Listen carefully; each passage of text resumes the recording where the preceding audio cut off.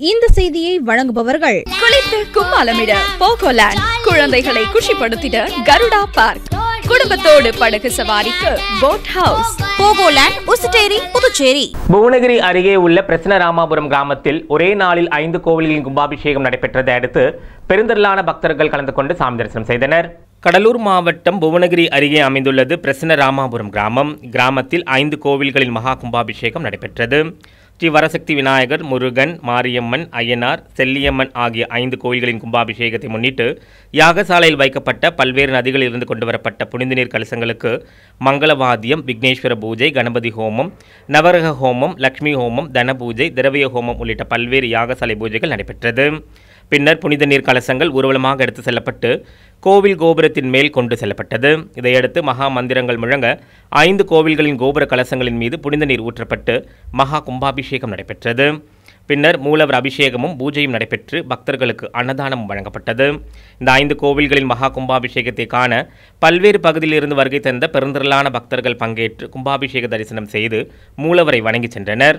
வீராணம் ஏரி மற்றும் அதனை சுற்றியுள்ள கிராம பகுதிகளில் மயில்கள் அதிக அளவில் உள்ளதால் அதனை பாதுகாக்க சரணாலயம் அமைக்க வேண்டும் என பொதுமக்கள் கோரிக்கை விடுத்துள்ளனர். கடலூர் மாவட்டம் வீராணம் ஏரி மற்றும் அதன் சுற்றுப்புற பகுதி கிராமங்களான வாழக்கொல்லை, வையல்லூர், கோதண்ட விலாகம் உள்ளிட்ட 20க்கும் மேற்பட்ட கிராம பகுதிகளில் ஆயிரக்கணக்கான மயில்கள் இருந்து வருகின்றன.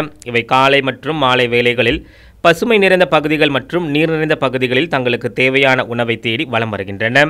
அவ்வாறு வலம் வரும் மயில்களை பார்க்கவே ரம்மியமாகவும் கண்கொள்ளா காட்சியாகவும் இருக்கின்றன. இதனை கடந்து செல்பவர்கள் நீண்ட நேரம் போவதே தெரியாமல் பார்த்து கொண்டே இருப்பதும் தங்களது செல்போன்களில் படம் பிடித்து செல்வதும் நடந்து வருகிறது. இவ்வாறான நிலையில் மயில்கள் சரியான வசிப்பிடம் இல்லாததால் அவை வசிக்கும் பகுதியில் இருந்து சாலை மற்ற இடங்களை கடக்க முற்படும் போது அதிக விபத்துகளில் சிக்கி வருகின்றன. மேலும் இதனை மர்ம நபர்கள் வேட்டையாடுகிறார்கள் என்று கிராம மக்கள் தெரிவித்து வருகின்றனர். நமது தேசிய பறவையாகவும் புராணத்தில் முருகப்பெருமானின் வாகனமாகவும் இருந்து வரும் மயிலுக்கு நிரந்தரமான வாழ்விடம் ஏற்படுத்த வேண்டும் என்பதால் இப்பகுதியில் மயில்கள் சரணாலயம் அமைக்க வேண்டும் என்பது அனைவரின் கோரிக்கையாக இருந்து வருகிறது.